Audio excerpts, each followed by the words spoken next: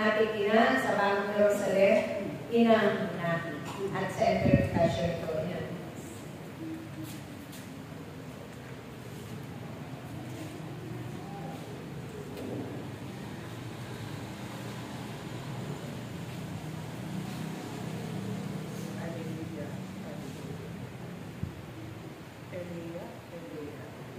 Si Maria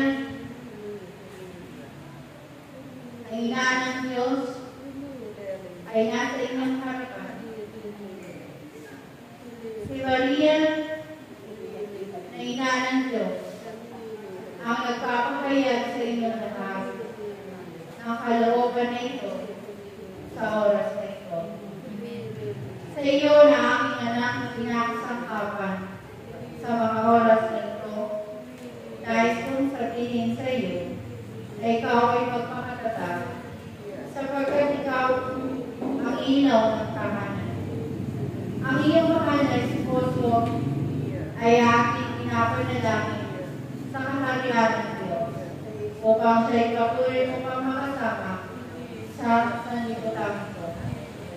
Ang pagsubok na ito na nagaganap sa iyong buhay ay tanda at pagsubok ng Diyos sa iyong pag-ibig sa Kanyang salita.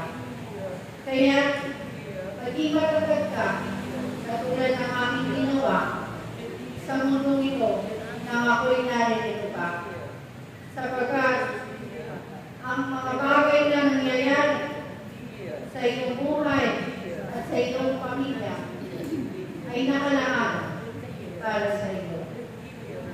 Sa pamamagitan ng panalangin sa araw-araw ng Santo Rosario, ikaw ay magiging matatag at may papakita mo sa iyong mga mahal sa buhay na ang tunay na Diyos na iyong pinagpainikuran ay Diyos na matapat at Diyos na nagmamahal sa inyong lahat.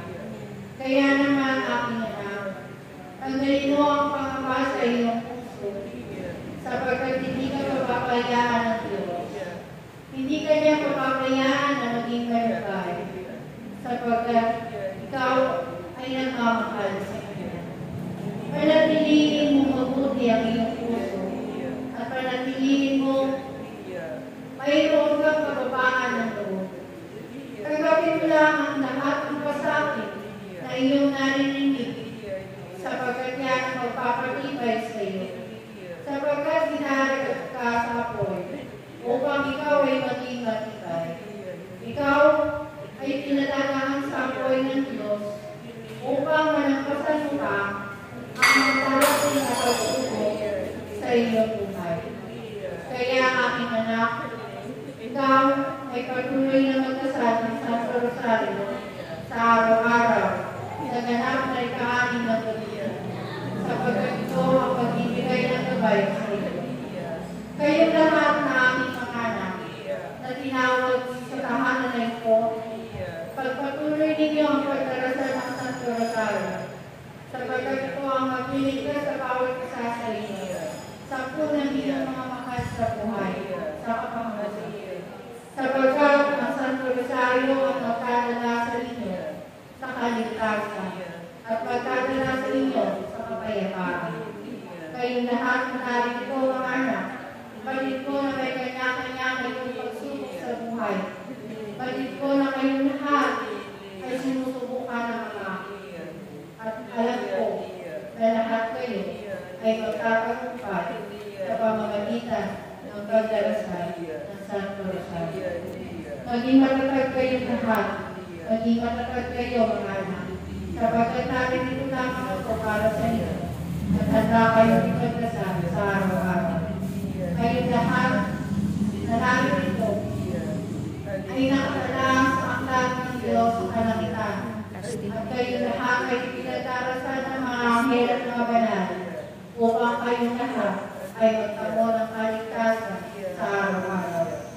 Kaya, makahawakan ninyo ang salita ng inyong ina sa inyong harapan at sa mga oras na ito. Kayong lahat ay hindi niya magpapabayaan. Maging matapat lamang kayo maglingkod sa Diyos, at kailanman ang Diyos ay hindi kayo tatalibutan. Harapin ninyo ang mga tungkulin ninyo sa kanyang gawain. At darating ang panahon na makakamtan ninyo ang gantimpala ng buhay na walang hanggan at kasaganahan dito sa lupa. Tandaan ninyong lahat na kayo ay magkakapatid sa tahanan ninyo. Tandaan ninyong lahat na kayo ay tinawag ng iisang Diyos at nararapat na magkaisa sa pag-ibig. At huwag kayong magsisiraan, huwag ninyong ilahin sa kumunoy ng kasalanan ang bawat isa. Sapagkat ang mga bagay na narinig ninyo sa inyong harapan ay nagmumula sa kanila. Mga anak, ako si Maria, narinig ko para sa inyo. Salamat.